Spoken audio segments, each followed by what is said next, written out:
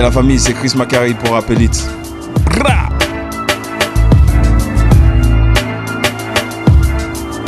Tu peux nous parler de ta rencontre avec lui? Avec Booba? Ouais. Ça s'est passé comment? En plus, je l'ai raconté souvent cette histoire, mais ça s'est passé simplement. Je crois que lui, il a demandé mon contact en fait, il a vu ce que je faisais. Et non, la première fois où je l'ai rencontré, c'était dans un tournoi de basket à Paris. Et à l'époque, j'avais à peine commencé et je sais pas, je suis allé au culot, je lui ai donné une carte de visite. Mais il m'a à peine calculé. mais c'est normal, j'avais rien prouvé, tu vois. Ouais. Il a pris ma carte et je me souviens, il m'a dit ouais, je sais quitter et tout. Et après, parce que j'avais déjà fait des clips pour Rimka, tout ça, tu vois, à l'époque. Et après, je me souviens, j'étais dans ma voiture et le téléphone, il a sonné. Et puis, j'entends une grosse voix. Ouais, c'est Chris. Je dis, ouais, c'est Chris, c'est qui là? Il dit, ouais, c'est Booba. Mais comme j'avais un pote à moi qui s'appelait Booba aussi, tu vois, donc je me suis dit, arrête de me chambrer et tout ça. Et non, il a dit, ouais, Booba, le rappeur et tout. Là, j'ai dit, ah ouais, ok. Mais en vrai, j'étais content, tu vois, ça m'a un petit peu fait plaisir, tu vois. Mais j'ai gardé mon calme, bien sûr. Et après, il me dit, ouais, est-ce que j'avais écouté 09 à l'époque? Et moi, j'avais bien kiffé 09, tu vois. Parce que ça changeait, tu vois, ça faisait vraiment sonorité nouvelle, un peu américaine, tout ça. Et il m'a demandé si j'avais écouté le morceau Game Over. J'ai dit, en plus, ouais, c'est une de celles que je préfère dans l'album. Et il m'a dit qu'il voulait la clipper. Et puis, c'est parti comme ça. C'est quoi la nature de vos relations un peu? C'est professionnel, amical? Ouais, normal. Il m'appelle, on discute. Enfin, moi, je le considère comme un grand frère, tu vois. Parce que j'essaie de l'observer de là où je suis pour voir... parce que professionnellement et businessment parlant, c'est un mec qui est au top, tu vois. Il réfléchit bien, il pense bien, tu vois, il est entouré de bonnes personnes. Et voilà, tu vois, donc j'essaie de faire pareil, tu vois. Il te conseille dans mon domaine. Tu te conseilles sur quoi, lui? Tu te conseilles, bien sûr. Sur quoi? Ouais. Il me dit que je devrais, je sais pas, conseil professionnel, conseil aussi niveau social, de faire attention à certaines personnes, de trucs, de ceci. Il nomme personne en vrai, mais tu vois, non, c'est des conseils qu'un ami donne à un autre ami, tu vois. Donc maintenant vous avez une relation d'amis, c'est ça? Avec les années qui passent. Ouais, je pense, ouais. En tout cas, moi, je le considère comme mon ami. Ouais, je l'aime bien, Booba, c'est un bon gars en plus, hein, tu vois. C'est un gars frais, en plus tout son entourage, ils sont frais. Et ouais, franchement, il est bien entouré, que ce soit de ses amis d'enfance, Yaria, Boubacar, Brahms, pense à toi, Mala. Après, il y a Medimed, que j'oublie pas, Thérapie, Ibou, et tout le gang d'Aulnay. Ouais, tous ces mecs-là, ils sont frais, tu vois. Je peux rien dire de son entourage, tu vois. Et de lui-même, tu vois, c'est un gars bien. Il t'a fait gagner beaucoup d'années dans ton évolution professionnelle. Tu penses que si tu l'avais pas rencontré, est-ce que tu serais à ce niveau-là aujourd'hui? Dieu seul sait, t'as vu, Dieu seul sait, je sais pas. Sûrement, mais en fait, le truc c'est que, comme je te dis, comme je l'observe en fait, donc je me suis dit, vu que c'est un mec carré, il faut que moi-même je sois carré, tu vois. Que je lui montre que j'ai envie d'avancer comme lui, tu vois. Parce que si par exemple, t'avances avec quelqu'un et que t'as un train de retard, la personne au bout d'un moment elle va se dire, ah vas-y, lui il me fait perdre mon temps, donc au bout d'un moment lui-même il va continuer tout seul. Donc t'élèves ton niveau de jeu. Voilà, exactement. Et tu suis un peu partout depuis quelques années. Tu filmes un peu partout chez Socket, ses concerts. Est-ce qu'il y a un DVD qui est prévu ou comme tu dois avoir des centaines d'heures d'images? À ce niveau-là, je peux rien annoncer. Lui, il le fera de son côté avec son staff. Mais ouais, j'ai emmagasiné pas mal d'heures d'images que j'ai toujours, qui sont chez moi. Et si un jour il a besoin des images ou faire des making-of et tout, elles sont là, tu vois. Même de coulisses, etc. Ouais, voilà, exactement. Mais c'est lui et son staff qui pourront vous dire ça. Moi, je peux rien annoncer, tu vois. Ok, d'accord. Caris, je me souviens, j'avais eu une discussion avec lui en 2011. Et je savais que c'était un mec qui allait être là où il est. Parce qu'à l'époque, il savait ce qu'il voulait déjà. Et aujourd'hui, il sait ce qu'il veut, tu vois. Et voilà, quoi. C'est un bon gars, tu vois. En vrai, tu vois...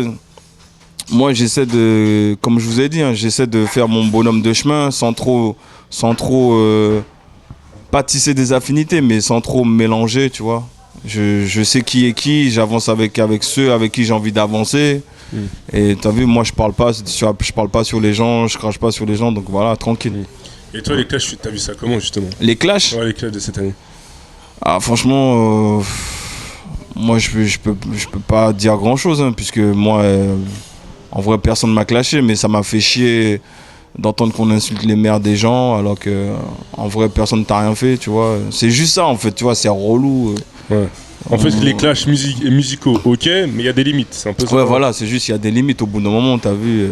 Tu peux clasher quelqu'un sans insulter sa mère ou sans faire des montages photos où tu vois les anatomies des gens, c'est bon, tu vois, on n'est plus des enfants. Et puis, tu vois, se moquer de l'anatomie de quelqu'un et truc, ça prouve que toi-même, t'es pas frais, en fait. C'est que si tu te moques de quelqu'un, qu'il soit handicapé ou autre, c'est que, vas-y, tu peux clasher autrement, tu vois. Après, je vise personne, tu vois, je nomme le nom de personne, mais c'était une bonne période musicalement, mais après, au niveau à côté, je trouve que c'était pas frais. Après, mais bon, ce n'est que mon avis. C'est ton avis personnel. Ouais.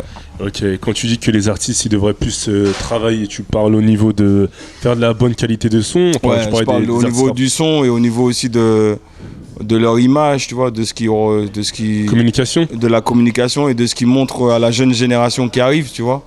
Parce qu'il faut pas oublier que le rap c'est la musique la plus écoutée dans le monde et en France aussi, tu vois. Et je pense que des fois certains artistes ils disent des choses mais ils font le contraire, tu vois, et c'est pas vrai en fait. C'est pas cohérent. Ouais, voilà, c'est pas cohérent. Après les jeunes ils s'y retrouvent plus et voilà quoi, tu vois, qui fait qu'il y a des incompréhensions et aussi tu vois, on sait tous que la masse populaire elle aime bien quand ça se frite et c'est pas vrai, tu vois. Voilà. Donc les artistes rap français, c'est le message, entre guillemets, bien sûr. Ouais, moi je leur dis juste, voilà, c'est plus de travail général à tous les artistes. Voilà, et tu penses qu'on rattrapera jamais le niveau des Américains en termes de business ou en termes musical? Si, parce qu'on est très loin quand même. Non, regarde, aujourd'hui, il y a des artistes comme Caris, Booba ou autres qui font des millions de vues. Oui, mais on a combien? Hein? Il y en a combien aussi? Il y en a plein qui font des millions de vues. Ah ouais? Dis-moi qui. Ou qui trafiquent leurs vues. Voilà, qui trafiquent leurs vues. C'est la mode aussi, ça. Non, tranquille, non. Non, mais pour en venir après, au niveau pour égaler les Américains, je sais pas, moi je trouve que il y a des artistes ici qui s'en sortent bien et voilà, tu vois. Ok, d'accord. Et t'écoutes quoi en son, toi, en ce moment? Moi en son? En rap français, rap US et après... je vais pas te mentir, j'écoute pas beaucoup de rap français. J'écoute plutôt du rap américain, trap music, Gucci Mane, Waka Flocka, Future, Young Thug, je sais pas moi. Ouais, j'écoute les mecs de Chicago. Et Chief Keef. Chief Keef et toute sa bande, la GBE, Lil Reese, Lil Durk. J'aime beaucoup Lil Durk. Et hors rap, t'écoutes quoi? Hors rap, j'écoute beaucoup de musique de film. Des bandes originales, celle de la trilogie de Batman, American Beauty, la bande originale de Traffic. Moi j'écoute beaucoup de bandes originales, Gladiator et compagnie, bref. Et sinon j'écoute, je sais pas, qu'est-ce que j'écoute d'autre? J'écoute ce qui arrive à mes oreilles par la radio ou par la télé, tu vois. La variété française, des fois. Musique électro, de la salsa. Ouais, du compas. J'aime beaucoup le compas, tu vois. Après, je suis pas trop zouk. J'écoute pas trop de zouk, même si les gens, avec mon accent, disent que j'ai une voix de zouker, mais non, j'aime pas le zouk en vrai. Ouais, avec quel artiste rap français ou rap US t'aimerais travailler? Avec qui t'as pas encore bossé? Jay-Z, ouais. Mais sur les albums précédents, j'aurais bien aimé travailler, j'aurais kiffé travailler avec lui. Jay-Z, qui d'autre pour Rihanna, pourquoi pas, si un jour elle avait un clip dans la street. Ouais, j'aime bien. En fait, Rihanna, son image, elle la façonne comme elle veut. Des fois, elle est dans l'excès, mais elle le fait bien, tu vois. Ouais, j'aime bien, tu vois. Après, Future, j'aime bien. Ouais, voilà, ces gars-là, Gucci Mane, j'aurais bien aimé, tu vois. Voilà, tu vois. Après, rap français, je pense que j'ai fait quasiment tout le monde, donc ça va. Il y en a d'autres de rappeurs français. Il y en a pas qui te parlent, tu sens qu'ils ont un potentiel. Ou après, t'en as, mais tu veux pas dire les noms, tu préfères les laisser dans ta tête. Non, je pourrais pas te dire là comme ça. Il faut que je réfléchisse vraiment. Non, je rigole. Non, peut-être qu'il y en a, je sais pas, non. En fait, en tout cas, de ce que je vois, je pense avoir travaillé avec tous ceux qui m'ont laissé la chance de m'exprimer comme je voulais, en fait, tu vois. Après, s'il y en a d'autres qui viennent et tout, ben, je te dirai dans une prochaine interview, mais pour le moment, je vois personne. Et un artiste hors rap? En artiste hors rap, j'aime bien qui hors rap. Je réfléchis, hein. Laisse-moi quelques secondes. J'aime bien Robin Thicke. J'aime bien. Enfin, je parle en américain. J'aime bien Katy Perry. J'aime bien.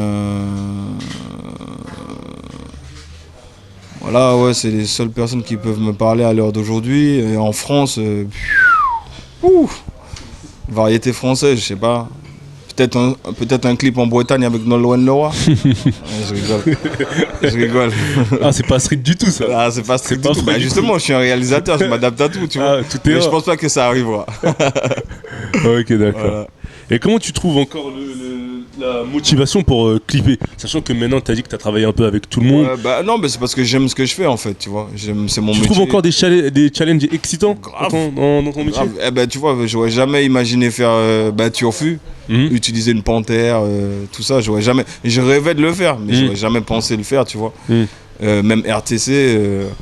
délire Batman, filmer là où on a filmé. Je sais pas si je dois dire où on a filmé, mais le lieu où Booba descend les escaliers, je peux te dire que... C'est à Paris, la salle des fêtes, c'est ça? Ouais, très très peu de gens peuvent aller là où on a filmé. D'ailleurs, vous avez eu l'autorisation comment? Quand même, c'est assez... c'est qu'apparemment, les gens qui travaillent là-bas, ils aiment bien ce qu'il fait et ils aiment bien ce que je fais aussi. Donc, on a demandé l'autorisation et puis ça a glissé. Ouais, c'est vraiment... Mais c'est un lieu où très peu de gens peuvent filmer, tu vois. Donc, je suis content d'avoir déjà eu l'opportunité de voir ce décor et de filmer là-bas. Non, franchement, il y a toujours si tu te creuses les méninges, il y a encore des trucs à faire, tu vois. Il y a encore des challenges à relever, tu vois. Voilà. C'est comme un sport, hein, tu vois. Si tu te reposes sur tes lauriers et que tu veux pas t'entraîner, ben, tu n'iras pas loin, tu vois. Donc, il faut continuer à cravacher et sortir des trucs de ton cerveau et voilà, quoi, tu vois. Et faire un long métrage, ça t'intéresserait? Grave. De quel type un peu? De quel genre? Tout genre, tout type. Moi, je suis long métrage. Tu vois, c'est l'image, j'aime l'image. Tu vois, que ce soit une comédie, un film dramatique, un thriller, un film policier. Je prends tout ce qui viendra. Même moi, je suis en train d'écrire là ces temps-ci, donc voilà. Et pourquoi tu t'y es pas encore mis? Tu oses pas? T'estimes que t'as pas encore le niveau? Tout arrive à point à qui sait t'attendre. Ah, donc t'as un petit projet en tête. Tu vas pas nous déclarer ça tout de suite, mais t'inquiète. Au calme. Au calme, voilà. Est-ce qu'il n'y a pas plus d'argent à prendre dans les trucs comme ça que dans les clips de rap français? Moi, je travaille pas pour l'argent, je travaille pour me faire plaisir, tu vois. Et c'est comme ça justement qu'on peut faire plus de projets et peut-être mieux gagner sa vie. Ça m'est arrivé une fois de faire un truc pour l'argent et je me suis fait carotter et je l'ai toujours en travers de la gorge et je veux plus le faire en fait. C'est un clip et il t'a pas parlé? Ça m'a pas parlé déjà et aussi on m'a pas payé. Donc voilà. Donc voilà. C'est quoi la fourchette d'un budget normal, histoire d'avoir des précisions? Entre 3000 et l'infini. Oh, ça fait une fourchette. T'es malin. Il est beau. Est-ce qu'il serait prêt à faire un clip pour Rof Olafwin? Mam SKOX. C'est combien un clip avec Macari? Wow, comme j'ai dit, la question fatidique. Ça dépend. Franchement, j'ai fait des clips gratuits pour plein d'artistes. Clip à Hollywood, mon négro Chris Macarizi. Vaisseau mère, j'm'arrache de là.